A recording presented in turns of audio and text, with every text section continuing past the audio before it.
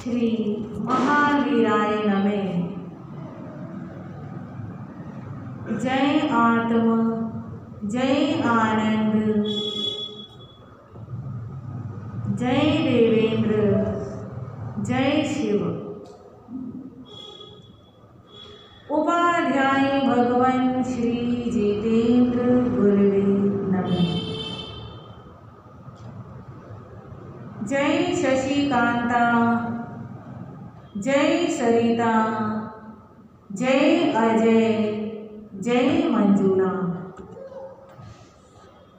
गुरु कृपा से गुरु चरणों में रहकर ये तुच्छ बुद्धि जो भी स्वीकार कर पाई, कुछ आपके समक्ष रखने का प्रयास करूं। श्रवण भगवान महावीर स्वामी की पावन पवित्र आनंददायिनी कल्याणकारिणी वाणी आप श्रवण कर रहे हैं श्रीपाल और मैना सुंदरी के परम पावन जीवन चरित्र के माध्यम से।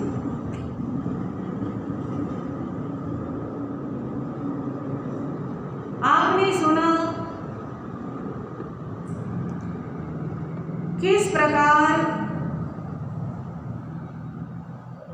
संसार के मिथ्या दृष्टि लोग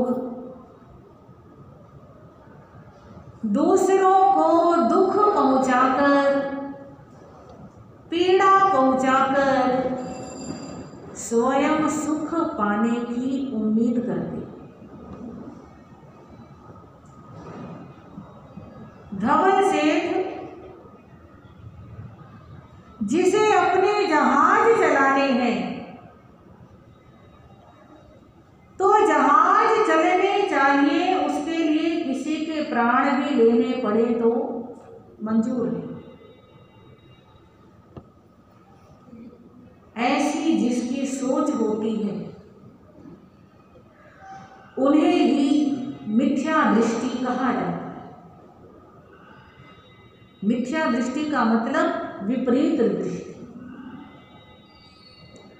सुख देने से सुख मिलता है, ये बात तो समझ में आती है, पर दुख देने से सुख मिले, हाँ जी, ये बात समझ में नहीं। दुख देने से सुख कैसे मिल सकता है? किसी के प्राण लेने से अपने गांव कैसे बन सकते?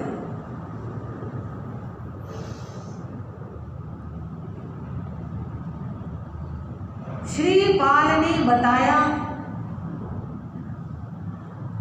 किसी का बुरा सोचने की जरूरत नहीं, करने की जरूरत नहीं। अपने भाव अच्छे हों, अपने विचार अच्छे हों और महामंत्र नवकार पर श्रद्धा, दोनों बातें याद रखना। ऐसा नहीं कि नवकार मंत्र पे श्रद्धा तो है पर भाव दूसरे का बुरा करने के। अगर बुरा करने के भाव हैं तो नवकार मंत्र भी कुछ नहीं कर सकता। नवकार मंत्र क्या, दुनिया की कोई शक्ति कुछ नहीं कर सकती। जिसके भाव ही खराब है उसका भाग्य ही खराब है। जिसके भाव खराब हो गए उसका कभी कुछ भी अच्छा हो ही नहीं सकता। तो सबसे पहले ध्यान किस पर देना? भाव शुद्धि पर। श्रीपाल ने शुद्ध भावों के द्वारा महामंत्र नवकार का ज्ञान किया और जहाज चल गया। धर्म में बड़ी शक्ति है, मंत्रों में बड़ी शक्ति होती है, पर उन मंत्रों का जाप करने वाले में भी तो शक्ति होनी चाहिए। जाप करने वाले में धर्म की शक्ति, सत्य की शक्ति हो, न्याय की शक्ति हो, शील और सदाचार की ताकत हो, तो एक बार नवकार मंत्र पढ़ने से काम सिद्ध हो। और अगर जाप करने वाले में शक्ति नहीं है तो जाप कोई प्रभाव दिखा नहीं पाता है। और फिर क्या कहते हैं, नवकार मंत्र तो रोज जपते हैं, फिर भी काम हमारा होता नहीं है। तो कमी मंत्र में नहीं है, कमी किसमें है? जपने वाले में कमी है। उसकी अपनी आदतें, उसके अपने संस्कार, उसके अपने भाव कैसे हैं, उस पर डिपेंड करता है। श्रीपाल ने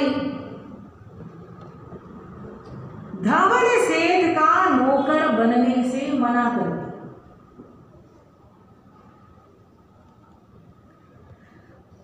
कहा अगर 1 करोड़ स्वर्ण मुद्राएं दोगे तो मैं आपका सेवक बन के साथ में रह सकता हूं।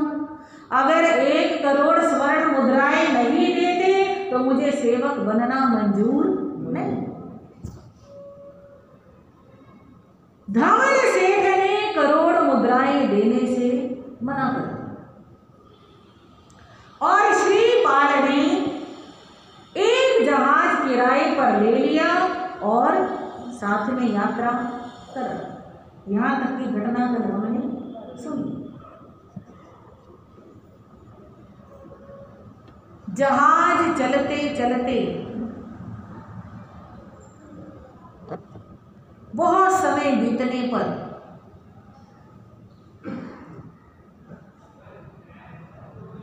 बब्बरकोट नाम का समुद्र तट आया। कौन सा? बब्बरकोट। जहाज के चालकों ने, निर्यामकों ने आकर के कहा धवल सेठ से कि यहाँ का पानी बड़ा मीठा है। समुद्र का पानी तो कैसा होता है? खारा। हाँ, कुछ दिन यहाँ रुक करके अपने जहाज के लिए ईंधन पानी और अपने खर्चे के लिए राशन पानी की यहाँ से क्या कर लें, व्यवस्था कर लें और सारा जरूरत का सामान जहाज में लेकर के फिर आगे चले तो ज्यादा उचित रहेगा। धवल सेठ कहते हैं ठीक है। जहाज लगा दिए। धवल सेठ के सुभट जहाजों से उतरते हैं और अपना अपना काम करना शुरू कर देते हैं। भगवान फरमाते हैं जिस प्रकार मन की शांति के लिए, आत्म समाधि प्राप्त करने के लिए, धर्म में चित्त लगाने के लिए, आत्म कल्याण करने के लिए देव, गुरु, धर्म, शास्त्र की विनय करनी जरूरी होती है। हाँ जी, क्या करना जरूरी होता है? विनय का पालन करना जरूरी होता है। अगर विनय का आचरण करेंगे तो मन में शांति, समाधि, सुकून बना रहेगा। अगर विनय नहीं करेंगे तो अपनी भी शांति भंग और दूसरे की भी शांति भंग। इसी प्रकार लौकिक क्षेत्र में भी देश, काल और परिस्थिति के अनुसार विनय का आचरण जरूरी होता है। किसी भी जगह पर गए, वहां से कुछ ले रहे हैं तो वहां के नियमों का पालन भी करना चाहिए। जब जहाज बंदरगाह पर रुकते हैं, लोग अपना अपना सामान उठाने लगते हैं, पानी भरने लगते हैं, राशन पानी खरीदने के लिए जाने लगते हैं। बंदरगाह के ऊपर शोरगुल होता है तो बब्बर कोट के जो कर्मचारी थे वे धवल सेठ के पास आते हैं और आ करके कहते हैं, अपने जहाज यहाँ रोकने हैं तो पहले यहाँ का टैक्स आपको भरना। धवल सेठ अपने नशे में है, मैं क्यों टैक्स भरूं? मेरे पास तो इतने नौकर चाकर हैं, इतने सुभट हैं, सैनिक हैं, मुझे टैक्स भरने की जरूरत नहीं है। उनके दम के ऊपर कर्मचारियों की बात सुनता ही नहीं, जवाब ही नहीं देता, सुन करके अनसुनी कर रहा है। और जब कर्मचारियों का जोर नहीं चला, जा करके अपने राजा को बताया, ऐसे ऐसे 500 जहाज आए हैं और वो टैक्स देने से इनकार कर रहे हैं। राजा अपना दल बल लेकर, सेना लेकर वहीं पहुंचता है। और जब राजा के दल बल को देखा, सैन्य बल को देखा, राजा की शक्ति को देखा, तो धवल सेठ के जो सैनिक थे, सुभट थे, जो कर्मचारी थे, नौकर चाकर थे, वे तो सब प्राण बचा करके भागे। और राजा ने देखते ही देखते धवल सेठ को बंदी बना, धवल सेठ को बंदी बना लिया है और उसके सारे जहाजों के ऊपर अपना कब्जा बिठा, अपने पहरेदार। या तो टैक्स दो, अब टैक्स नहीं दिया, टैक्स देने से इनकार किया तो ये सारा माल हमारा है और तुम हमारे कैदी हो। राजा ये सारी व्यवस्था करके जा रहा है और इधर श्रीपाल कैद में पड़े हुए धवल सेठ के पास आता है। आकर के कहने लगा, क्यों सेठ जी, कहाँ गए आपके सुभट और सैनिक, कहाँ गए आपके सैनिक और सेवक और कर्मचारी? कोई काम नहीं आया, सब अपने अपने प्राण बचा करके इधर उधर भाग गए हैं। अगर मेरे को 1 करोड़ सोनैया देकर अपना सेवक बना लेते तो आज ना तो तुम्हें कैदी बनना पड़ता और ना ही तुम्हारे माल पर राजा का कब्जा होता। अब धवल सेठ कहने लगा, क्यों जले पर नमक छिड़क रहे हो? एक तो मैं कैद में पड़ा हूं, तड़प रहा हूं, मेरा माल सब जब्त हो चुका है और ऊपर से तुम ऐसे शब्द बोल रहे हो। ऐसे समय में तुम्हें ऐसे शब्द बोलना शोभा नहीं देता। अगर कुछ कर सकते हो तो करके दिखाओ, बोल के मत दिखाओ, कुछ करके दिखाओ, मेरे को बचाओ, मेरे माल को बचाओ। कहते कर तो मैं बहुत कुछ सकता हूं, बचा भी दूंगा आपको भी और आपके सारे माल को भी, पर ये बताओ बदले में मुझे क्या मिलेगा? अब धवल सेठ सोच रहे हैं, यहाँ पर माल तो सारा मेरा ही है, जान के भी लाले हैं, अगर मैं बच जाऊं तो आधा माल, यानी 500 जहाज हैं, 500 में से 250 जहाज, 250 जहाज में तेरे को माल सहित दे दूंगा, पर तू मेरे को क्या कर ले, बचा। ठीक है। श्रीपाल ने नवकार मंत्र का ध्यान किया, अस्त्र शस्त्र उठाए और अकेला है, के साथ राजा की पूरी सेना है, इधर उसके साथ कोई सैनिक, कोई सेना नहीं है, अकेला खड़ा है। अकेला ही आकर के राजा को ललकारता है, राजन शक्ति है तो युद्ध करो। राजा आता है, श्रीपाल को देखता है और कहने लगा, अरे तुम क्यों मरने के लिए आ गए? इतने कोमल हो, सुकुमार हो, छोटे से हो, मेरे से युद्ध करके मरना है क्या?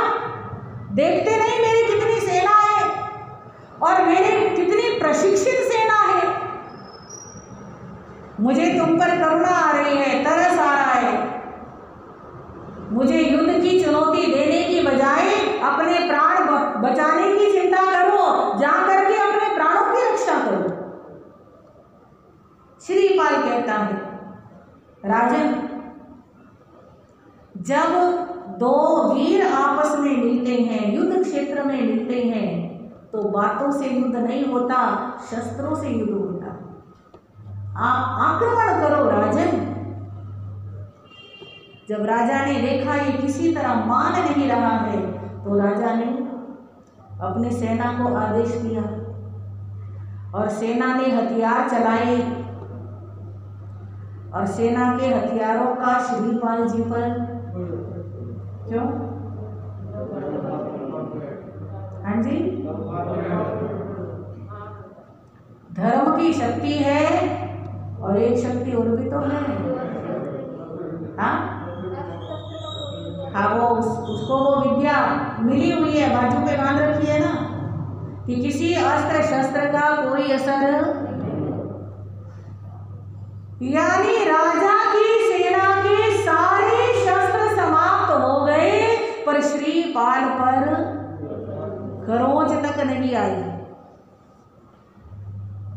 और जब अस्त्र शस्त्र समाप्त हो गए, सेना का मनोबल गिरने लगा, सेना हारने लगी। श्रीपाल ने जब धनुष संभाला, उसके बाण चलाने से पहले ही सारी सेना भाग गई और बड़ी आसानी से श्रीपाल ने राजा को बंदी बना लिया। राजा को बंदी बना करके जहां धवल सेठ कैद में पड़ा हुआ था, वहां लेकर के आता है। धवल सेठ के बंधन खोलता है और जैसे ही धवल सेठ के बंधन खुले, राजा को अपने सामने कैदी के रूप में पाया। एकदम धवल सेठ क्रोधित हो गया,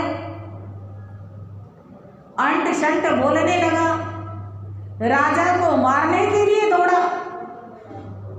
देख ली तूने मेरी ताकत? हाँ जी। और जैसे ही वो राजा को मारने दौड़ता है, श्रीपाल धवल सेठ का हाथ पकड़ लेता।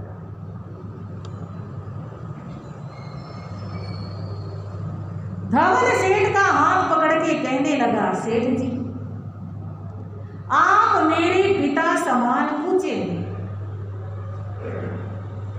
आपकी शक्ति तो सब देख चुके हैं। अगर शक्ति होती तो पहले ही आप बंदी ना बनते।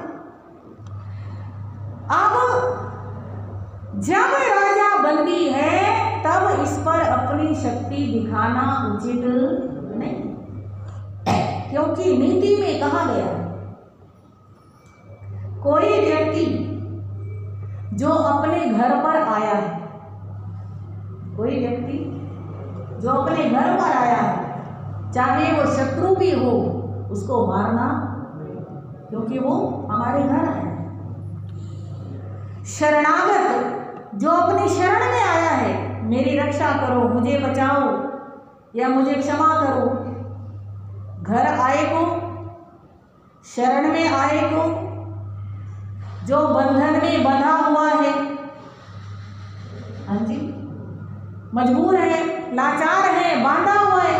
अब बांधे हुए को मारोगे तो मरेगा ही बेचारा, वो अपनी रक्षा भी करने में समर्थ नहीं है। ऐसे व्यक्ति को क्या नहीं करना चाहिए, मारना नहीं चाहिए। कोई बीमार है, रोगी है, कोई भागा हुआ प्राणी है जो प्राण बचाने के लिए भाग रहा है, उसके ऊपर भी क्या नहीं करना चाहिए, वार नहीं करना चाहिए। किसी वृद्ध बुजुर्ग के ऊपर, अपने विद्या गुरु पर, किसी बालक पर और किसी नारी पर कभी भी आक्रमण नहीं करना चाहिए। इन सबको अवध्य बताया गया है, इन्हें कभी मारना नहीं चाहिए। तो पूज्य पिता समान धवल सेठ जी, ये राजा इस समय बंधन में बंधा हुआ है, इसे मारने का कोई अधिकार नहीं। श्रीपाल ने अपने हाथों से राजा के बंधन खोले, राजा का आदर सत्कार किया, उसे मान सम्मान दिया।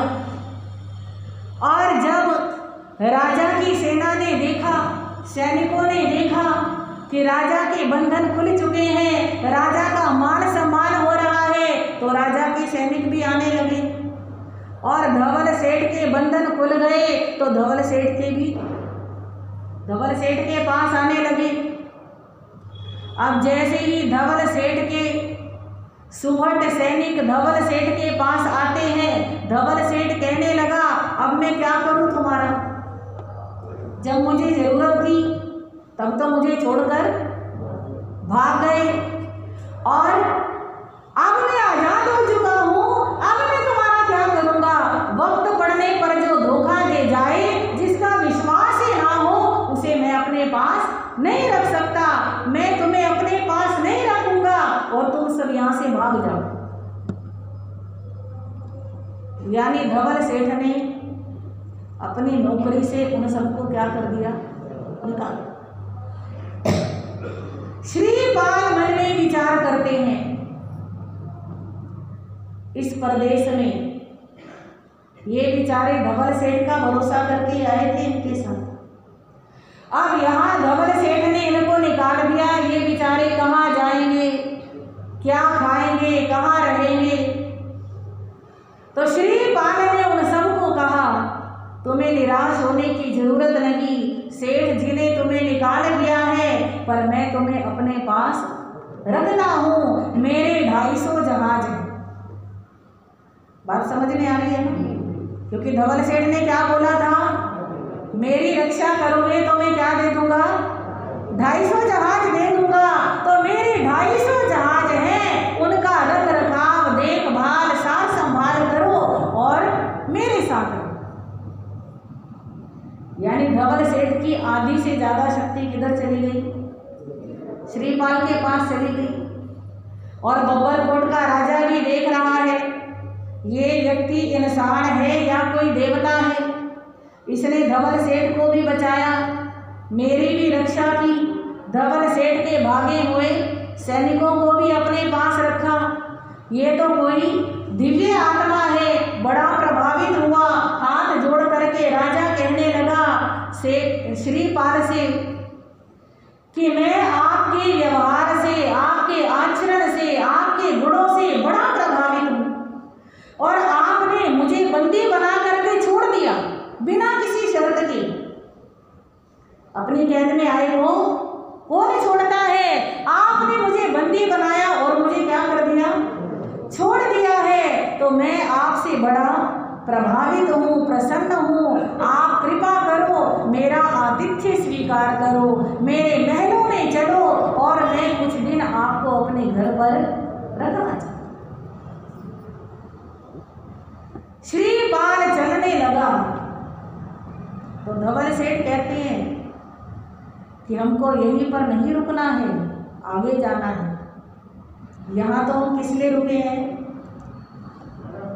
जहाज के राशन पाने के लिए रुके हैं, ईंधन पाने के लिए रुके हैं, आगे जाना है।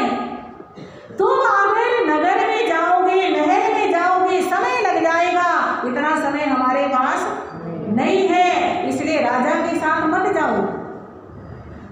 धवल सेठ को लगा ना कि राजा ने किसको बुलाया, श्रीपाल को बुलाया।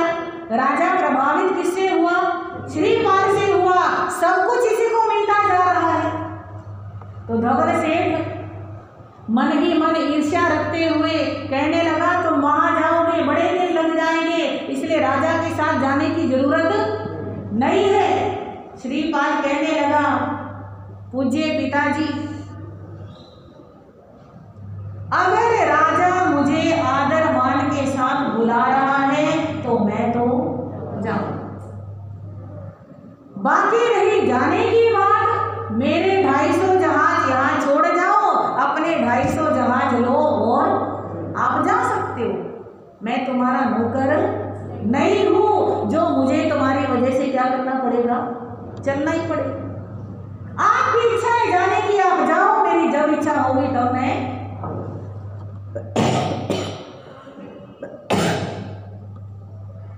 अब धवल सेठ मन में विचार करता है कि जाना तो है पर इसे छोड़ करके, हाँ जी, क्योंकि इसने मेरे जहाज भी चलाए, इसने मेरा माल भी बचाया, मेरी जान भी बचाई, और आगे भी पता नहीं कितना काम आएगा, कब कहाँ जरूरत पड़ जाए।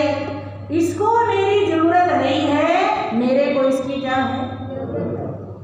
इसलिए मन मार करके धवल सेठ रुका हुआ है। श्रीपाल राजमहलों में जाता है, राजा बड़ा आदर सत्कार करता है, और उस राजा की एक पुत्री है मदन सेना। राजा रानी मन में विचार करते हैं श्रीपाल इतना रूपवान, गुणवान, पुण्यवान, कोई बुराई नहीं, कोई ऐब नहीं, इतना सदाचारी अच्छा व्यक्ति है। हम कितने समय से चिंतित थे हमारी बेटी के लिए कोई अच्छा वर मिले, आज हमारी चिंता क्या हो गई, दूर। भोजन इत्यादि के पश्चात राजा श्रीपाल से कहता है श्रीपाल जी, हमारी एक बेटी है, रूप में गुणों में बढ़ चढ़कर, हम चाहते हैं हम अपनी कन्या का विवाह आपके साथ करें, आपको अपनी बेटी देना चाहते हैं। श्रीपाल कहता है राजन, आपने मेरा परिचय नहीं पूछा, मेरी जाति नहीं पूछी,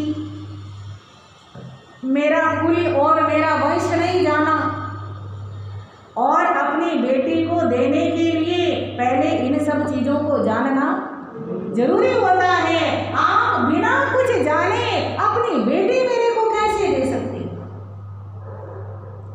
राजा कहते हैं सूर्य को अपना परिचय देने की जरूरत, जब निकलता है तो सारा संसार जान जाता है कि क्या निकला है, सूरज निकला। ऐसे ही आपके प्रताप को युद्ध क्षेत्र में देखा, आपके संस्कारों को आपसी व्यवहार में देखा, आपके रूप को देखा, सारा कुछ देख करके आपके कुल को जानने की जरूरत नहीं है।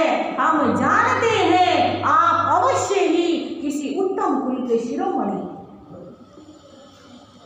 आखिर राजा ने मदन सेना का विवाह श्रीपाल से कर दिया। खूब धन दहेज में दिया। बाबरकोट के राजा के पास एक नाटक मंडली थी। ऐसी नाटक मंडली जो नाटक दिखाने में माहिर थी। जैसे नाटक देवलोकों में होते हैं वैसे नाटक को नाटक मंडली करने में एक्सपर्ट थे। राजा ने श्रीपाल को वो नाटक मंडली दी। खूब सारा सोना चांदी गहने जेवर कपड़े हर चीज, दास दासियां, हीरे मोती रत्न मणि माणिक। बस ये लगता है कि श्रीपाल ये भी ले जाए, ये भी ले जाए, अपनी बेटी को ये भी दे दूं, वो भी दे दूं। पहले वो जमाना तो नहीं था कि बेटी हर साल गांव आती थी। हाँ जी, पहले तो वो जमाना था कि एक बार गई तो पता नहीं जिंदगी में दोबारा मिलेगी भी या नहीं। और समुद्री यात्राएं, परदेसी आदमी, हाँ जी, पता नहीं कभी मिलना है या नहीं मिलना। तो बस जो है वो सब कुछ दे। बेटी को देने से कभी घटता नहीं, बेटी को देने से हमेशा बढ़ता। चाहे अपनी बेटी हो, चाहे अपने सास ससुर की बेटी हो, हाँ जी,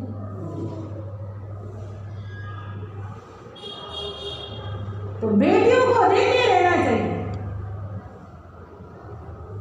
खूब दहेज।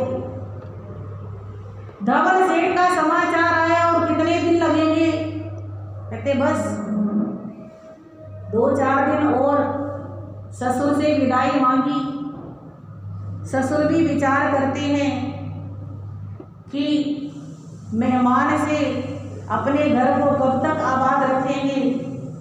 परदेसी की प्रीत तो थोड़े दिनों की होती है, जाना तो है ही।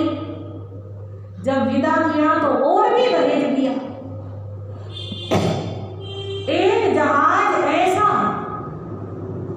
जो 7 मंजिला है, कैसा 7 मंजिला, और उस जहाज के अंदर सोने की हीरों की कारीगरी की हुई। 7वीं मंजिल के ऊपर ऐसी व्यवस्था है, 7वीं मंजिल पे बैठ करके सोने के पासे के साथ चौपड़ पे मोती की झालरें लगी हुई। ऐसा 7 मंजिला एक जहाज दहेज में दिया। और श्रीपाल 250 जहाज उधर से मिले। एक 7 मंजिला जहाज, नाटक मंडली, मदन सेना से विवाह, अपार धन वैभव, यानी 7 मंजिलें, सारी सुख सुविधाओं से भरपूर ऐसा जहाज मिला। और ये सारा कुछ जब मिलता है उसे तो अपने पुण्य से और धर्म से मिल रहा है। और धवल सेठ, हाँ जी, मन में सोच रहा है, अकेला आया था, कहाँ पेड़ के नीचे सो रहा था, इसको तो मारने के लिए लाया था मैं। अच्छा होता मैं उसी दिन मार देता।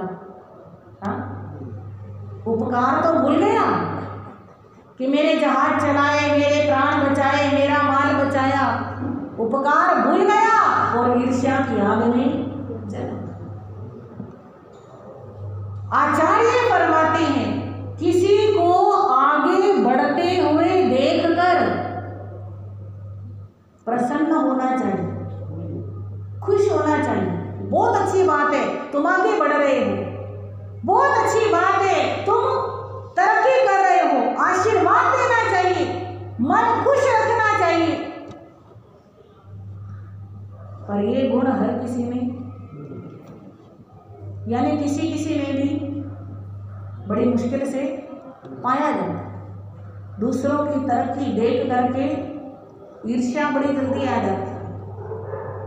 धवल सेठ के मन में ईर्ष्या आ गई, पर सोचता है मैं इसका बाल भी बांका नहीं कर सकता। चल पड़े जहाज, चलते चलते रत्न द्वीप पर पहुंचे। रत्न द्वीप पर जहाज पहुंचे हैं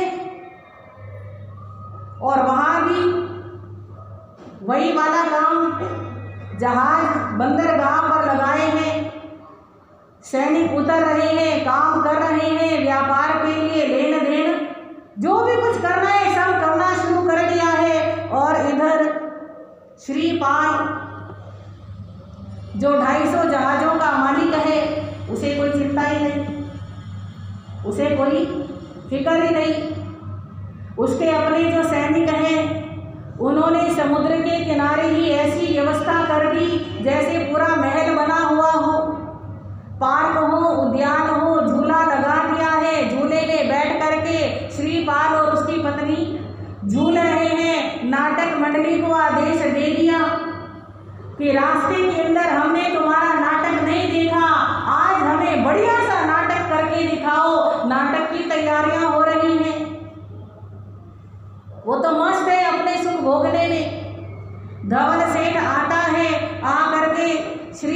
को कहता है, श्रीपाल जी, ये समय मौज मस्तियों का नहीं है, ये व्यापार का समय है। मैंने यहाँ सारा पता कर लिया है, जो माल हम लाए हैं वो बड़ा महंगा बिकने वाला है, बड़ा अच्छा सौदा होने वाला है, और जो माल हमारे देश में महंगा बिकता है वो यहाँ बड़ा सस्ता है। अपना माल बेचो, नया माल खरीद करके डालो, कुछ व्यापार करो, काम करो, समय नहीं है। श्रीपाल कहने लगा, पूज्य पिताजी, मुझे क्यों तकलीफ देते हो? मेरे जो 250 जहाज हैं उनमें जो माल है उसे आप ही बेच दो, और जो मुनाफा होए वो मुझे दे देना, और जो माल भरवाना है वो सारा क्या कर लेना। आप जहां अपने माल का सौदा करोगे, मेरे माल का भी कर लेना, मेरा काम भी आप ही कर देना। वो क्षत्रिय पुत्र है, वो व्यापार क्या जाने, और उसके अपने पुण्य हैं। जैसे ही श्रीपाल ने कहा मेरा भी व्यापार आप ही कर दो, धवल सेठ तो खुश हो गया, जितना मर्जी घोटाला करूंगा। हाँ जी, जब मालिक ने सारा कब्जा मेरे को दे दिया तो मैं कुछ भी कर सकता हूँ, श्याम करूँ, सफेद करूँ। धवल सेठ खुश होता हुआ चला गया। इधर श्रीपाल अपनी मौज मस्ती में लगा है। उसी रतन द्वीप के ऊपर एक रतन संचय नाम का नगर है। कौन सा नगर? रतन संचय। वहां के राजा की एक बेटी है रत्न मंजूषा। क्या नाम है? रत्न मंजूषा। बड़ी रूपवान, गुणवान, जवान हो रही है, और राजा को चिंता है कि मेरी बेटी के लिए जैसी मेरी बेटी गुणवान है वैसा ही क्या मिलना चाहिए? वर मिलना चाहिए। कहीं समाधान नहीं हो रहा, खोज रहा है, कहीं मन संतुष्ट नहीं हो रहा। एक बार नगर में मुनिराज पधारते हैं और राजा अपने मन की चिंता मुनि जी के सामने रखता है कि मेरी बेटी इतनी रूपवान है, गुणवान है, उसके योग्य कोई वर मुझे मिल नहीं रहा। आप मुझे बताएं कि मेरा क्या होगा, यानी बेटी को कैसा वर मिलेगा, कब मिलेगा। मुनि जी ने कहा, एक दिन आपका पट्टहस्ती यानी आपका जो प्रमुख हाथी है वो मदमस्त होगा, अपने बंधन तुड़ा करके गजशाला से बाहर निकलेगा, तबाही मचाएगा, और जो युवक उस हाथी को वश में करेगा वो तुम्हारी बेटी का क्या होगा? वर होगा, वो पति। और संयोग की बात वो समय आ ही रहा था। श्रीपाल समुद्र किनारे पहुंच चुका है, मस्ती से बैठा हुआ है, आनंद मगन है, और उधर राजा का हाथी बिगड़ता है, चारों तरफ तबाही मचाते हुए समुद्र तट की तरफ आता है। और जैसे श्रीपाल ने उस हाथी को देखा, देखते देखते मिनटों के अंदर उसका मद उतार दिया, उसको शांत कर दिया, और जैसे शांत किया राजा भी, मंत्री भी, हाँ जी, सब आ गए हैं। दूल्हे राजा की जय हो, वर राजा की जय हो। कहते दूल्हा राजा कैसा, वर राजा कैसा? कहते मुनि जी ने बताया था जो हाथी को काबू करेगा वो रतन मंजूषा का क्या होगा? पति होगा। श्रीपाल को ले आए महलों में, रतन मंजूषा से विवाह कर दिया। धवल सेठ तो अपने व्यापार में लगा हुआ है, उसे कुछ पता ही नहीं है। एक दिन श्रीपाल, रतन मंजूषा और रतन मंजूषा के माता पिता सब मुनियों के प्रवचन सुनने के लिए आए हुए हैं, बैठे हुए हैं। इतनी देर में राजा के सैनिक उसी धवल सेठ को पकड़ करके ले आते। राजा से कहने लगे, ये धवल सेठ कर चुकाने से इनकार कर रहा है, क्या किया जाए? राजा कहते इसको जेल में डाल दो।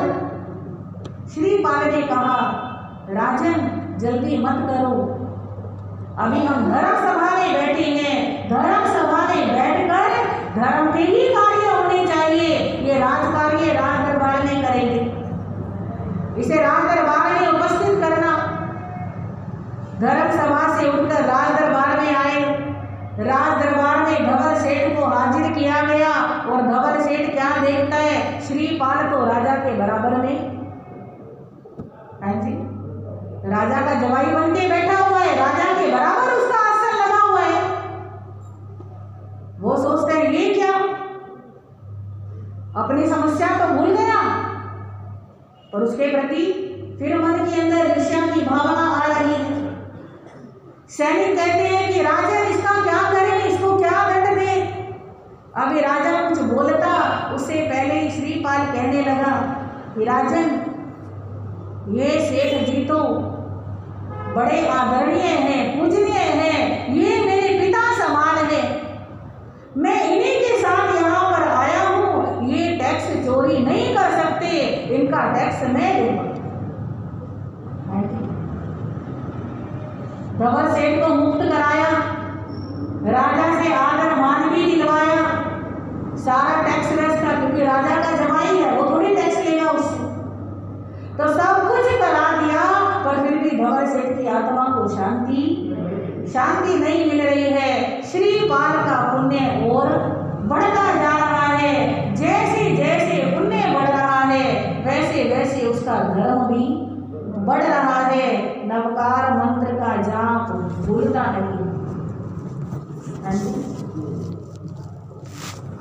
सामायिक करनी है, सुबह शाम प्रतिक्रमण करना है, पोषण करनी है, हाँ जी, सारी आराधना करना है, दान, शील, तप, भावना, जितना जितना उसको मिल रहा है उतना उतना वो धर्म भी क्या कर रहा है, बढ़ाता हुआ चला जा रहा है।